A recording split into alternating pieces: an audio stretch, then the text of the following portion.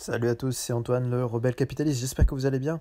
Je voulais faire simplement un nouveau point d'actu après celui d'hier où je vous indiquais que la décision de la Fed d'augmenter son taux de base, taux directeur de 0,50% et qui avait été suivi par une frénésie financière avec une frénésie d'achat sur les différentes places mondiales me semblait quelque chose d'irrationnel. Et quelques heures donc après ma vidéo, effectivement, le marché s'est cassé la figure. Donc nous avons eu finalement à 24 heures d'écart la plus grosse vague d'achat sur 24 heures dans un premier temps depuis 2020. Et ensuite, le lendemain, la plus grosse vague de vente sur 24 heures depuis 2020. Voilà. Le marché est extrêmement tendu, extrêmement volatile. Il y a énormément d'argent, donc voilà, ça va très vite. Et il y a un grégarisme et des biais psychologiques qui sont vraiment très importants actuellement et qui sont renforcés par cette hypertrophie monétaire. Je dirais qu'au niveau de la Fed, sa décision d'augmenter de 0,50 points a été perçue positivement, probablement parce qu'on s'attendait aussi à ce qu'elle soit plus hawkish, qu'elle soit plus dure dans son positionnement. Elle a parlé de 0,75 points. Et finalement, le marché s'est peut-être trouvé rassuré un petit peu de cette minoration. Au lieu de passer de 0,75 et donc passer de 0,75 à 0,50, c'était plutôt une bonne nouvelle, en fait, une nouvelle moins pire que prévu. Donc ça a peut-être motivé l'achat. Et aussi, bon, peut-être que les investisseurs se sont laissés prendre au discours de Powell, qui a été un discours vraiment hallucinant, d'optimisme, tout va bien, nous maîtrisons, etc. Et donc peut-être que le marché a acheté ce regain d'optimisme. En effet, le relèvement de 0,50 points au niveau du taux de la Fed au directeur est argumenté au niveau institutionnel américain par le fait que l'économie se porte bien et que donc on peut augmenter les taux sans problème, que ça au contraire aura tendance à un petit peu calmer l'économie américaine. Il semble encore croire à cette idée que l'inflation est liée à une sorte de surchauffe de l'économie, alors que c'est juste lié à une surchauffe de la planche à billets, hein, et c'est juste lié à une surchauffe de la politique d'endettement de l'État. La Réserve fédérale américaine, je souscris à cette analyse, il me semble que c'est Charles Le Gave qui en parle en ces termes, est devenue une sorte de succursale du Trésor américain, et donc de l'endettement de l'État fédéral américain. Voilà. Alors que donc cette hausse de 0,50 points, ce n'est pas du tout un bon signe économique, un bon signe de santé économique pour les États-Unis, bien au contraire. On est sur une stagflation, c'est-à-dire qu'on a une stagnation de la production aux États-Unis et dans une bonne partie du monde, occidental notamment, et corrélativement une forte augmentation de la création monétaire. Ce qui crée une inflation, et pour lutter contre l'inflation, eh bien, relève les taux directeurs. C'est tout simplement ça. Hein. Vous savez, c'est cette phrase qui dit qu'il ne faut jamais attribuer à la malveillance ce que la bêtise et l'incompétence suffisent à expliquer. On est exactement dans ce cas, il faut aller au plus simple, et quand quelque chose semble un peu trop compliqué, en tout cas pour le niveau intellectuel de nos élites, il faut simplement se dire que nos élites ne sont pas au niveau et qu'elles font des bêtises et qu'elles font n'importe quoi. Voilà. Au niveau d'inflation, ce qui est intéressant aussi de se rappeler, c'est l'histoire. Je vous parlais des biais psychologiques en commençant et qui expliquent cette volatilité très importante sur les marchés, qui a été confirmée le lendemain de ma vidéo. Je dirais que au niveau des biais psychologiques, vous avez un biais psychologique très important sur l'inflation, qui est tout simplement un biais d'expérience, ou d'inexpérience plutôt. C'est-à-dire qu'en Occident, nous avons été habitués depuis des décennies finalement à avoir très peu d'inflation. Et donc nous avons perdu un certain savoir-faire en fait, une certaine analyse, une certaine expertise sur cette inflation. Contrairement par exemple au Brésil, le Brésil ou l'Amérique du Sud qui a connu et qui connaît encore des bouffées d'inflation très importantes. Et dans ces pays, finalement, on a appris à vivre avec l'inflation, on sait mesurer correctement l'inflation, on sait la prévoir, on sait réagir. Par exemple, au Brésil, vous avez quasiment 10% d'inflation aujourd'hui, sauf que le taux équivalent du livret A là-bas est rémunéré à 12%, il me semble. Hein. Donc vous avez finalement toute une économie qui s'est mise en ligne par rapport à cette inflation régulière, au Brésil notamment, mais pas qu'au Brésil. Alors que dans nos pays occidentaux, on s'est habitué à cette inflation faible, et donc on n'y croit pas, simplement. Depuis des décennies, ça ne s'est pas passé comme ça, et donc forcément, ça ne se passera pas comme ça dans le futur, alors que rien ne l'indique. Ce n'est pas parce que nous avons une situation précédente qui a été peu inflationniste que ça va rester comme ça. C'est pas dit. Alors en effet, intellectuellement, rationnellement, souvent ce qui s'est passé va continuer à se passer. Mais ce n'est pas toujours le cas. Et quand ce n'est pas le cas, en effet, là on se prend des bouillons assez importants, on se prend des crises très importantes parce qu'on finit par faire des bêtises qui surajoutent en fait au problème. Et aujourd'hui, en Occident, nous avons décidé de mener des sortes de blocage des prix par différents biais, mais aussi par des chèques énergie comme en France.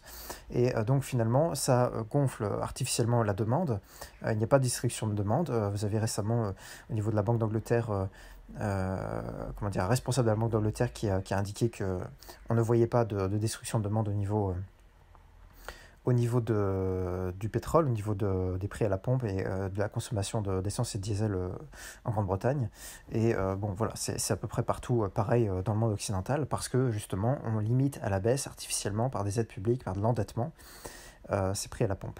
Et donc finalement, vous créez une sorte de... là où votre différence de potentiel entre la demande et l'offre devrait s'exacerber et donc pénaliser la demande in fine, eh bien, vous créez une différence de potentiel artificiellement basse, sauf que finalement, cette différence de potentiel entre offre et demande artificielle n'est pas la différence de potentiel réel, et donc vous créez une tension sous-jacente, une tension invisible. Et par exemple, si je prends un exemple en France, vous avez cette aide de 15 centimes sur les prix à la pompe donc auprès des ménages particuliers, enfin bref, de toute la société, pour limiter l'augmentation du prix à la pompe. Cette aide doit s'arrêter en juillet. Les gouvernements, je pense, avaient tablé sur le fait qu'en attendant, le prix du baril baisserait, stagnerait, voire baisserait. Or, ce n'est pas du tout ce qu'on constate.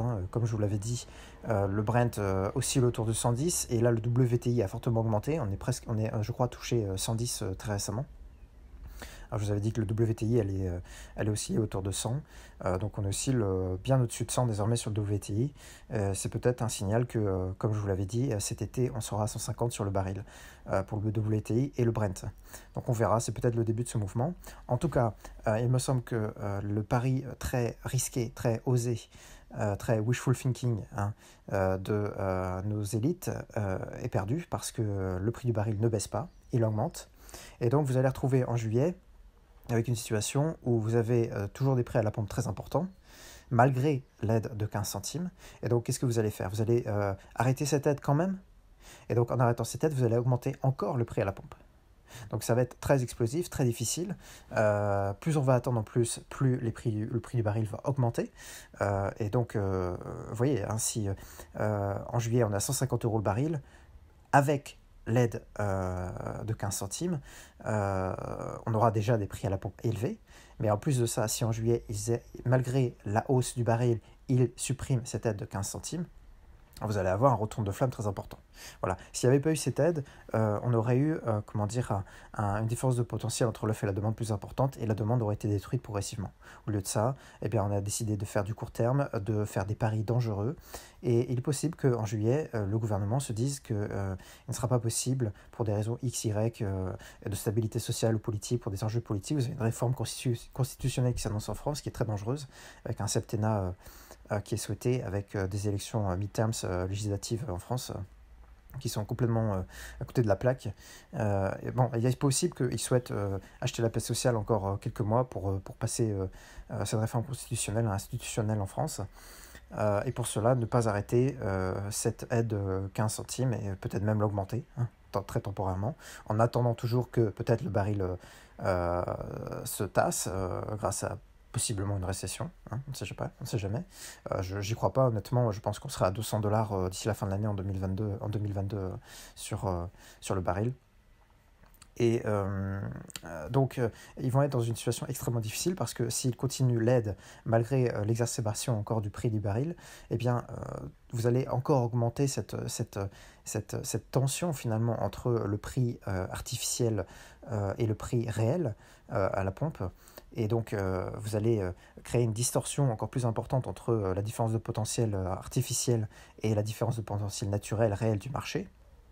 Et in fine, quand vous allez devoir tôt ou tard jeter l'éponge et donc arrêter ces aides qui coûtent trop cher, 15 centimes, 30 centimes, enfin on verra bien comment ça va se passer, et bien là vous aurez une explosion d'un coup, un relâchement de toutes ces tensions, de toutes ces distorsions d'un coup, et là ce sera très violent, très dur. Voilà.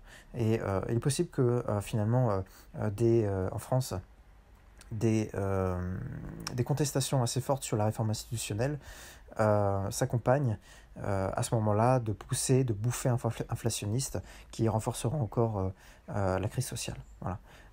En tout cas, on voit arriver une conjonction des problèmes, une conjonction des crises énergétiques, inflationnistes, monétaires, institutionnelles, politiques, sociales en France, qui est très inquiétante. Et j'espère que je me trompe. En tout cas, au niveau de l'actualité, nous voyons que nous continuons dans nos erreurs. Il est fort probable que la Fed, pour revenir sur mon sujet initial d'actualité chaude, que la Fed est reçue comme message de faire très attention à ces hausses de taux, hein, parce que le Dow Jones a perdu quand même 1000 points hier, ce qui est très important, ce qui n'était pas vu depuis 2020, qui est une année très particulière, vous en conviendrez. Et donc, il est possible que le marché ait voulu envoyer inconsciemment un message à la Fed en lui disant attention au taux. Voilà, hein. Le marché est très fragile. Le Bitcoin, vous avez vu, est passé sous les 36 000. Le Bitcoin est très fragile, très très fragile. Et voilà, nous verrons bien comment ça va se passer, mais en tout cas la Fed est dans une position très difficile, la BCE aussi, mais de toute façon la BCE est devenue une sorte de succursale de la Fed. La BCE doit suivre ce que fait la Fed, parce que sinon, si la BCE ne suit pas suffisamment bien ce que fait la Fed, l'euro dégringole, et au final, ça revient au même, hein. Vous avez une monnaie qui est dévaluée. Donc nous verrons, soit la BCE augmente les taux et crève la bulle, et dans ce cas-là, lutte vraiment contre l'inflation, et on est débarrassé, c'est douloureux, mais au moins à court terme, on est débarrassé. Soit elle n'ose pas augmenter ses taux, elle a peur des réactions du marché, et dans ce cas-là, c'est le dollar qui va trinquer. Le dollar est beaucoup trop fort aujourd'hui, le dollar va baisser, c'est une certitude. Vous avez aujourd'hui une sorte de relâchement sur les points faibles monétaires au niveau de l'Occident, c'est-à-dire au niveau du yen par exemple. J'inclus le Japon dans l'Occident. Vous avez un relâchement aussi au niveau de l'euro. Vous avez un relâchement aussi, il me semble, au niveau de la couronne suédoise, au niveau de la livre, qui a dégringolé cette semaine, début de semaine, de quelques pourcents. Enfin, pour la livre, c'est quand même, c'était un mouvement assez important. Il n'y a que le dollar qui se maintient. Et c'est possible que le dollar se maintienne jusqu'à ce qu'il y ait une crise, cette fois-ci, géopolitique, vis-à-vis de la Chine et de la Russie.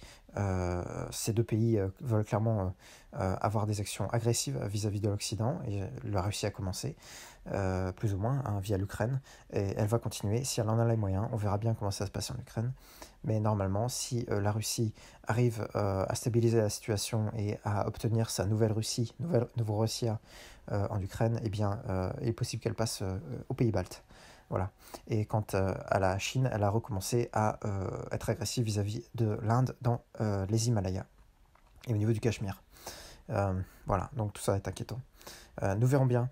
Voilà, c'était un petit point d'actu sur ce mouvement brutal du marché d'hier. Mouvement à la baisse, le plus baissier depuis 2020. Et nous verrons bien comment ça va se passer, mais il est possible que le marché stagne, se regarde, disons, regarde la poussière retomber avant de possiblement encore diminuer lentement jusqu'à ce qu'on ait de nouveaux indicateurs et de la nouveauté sur les marchés. Voilà, portez-vous bien, salut.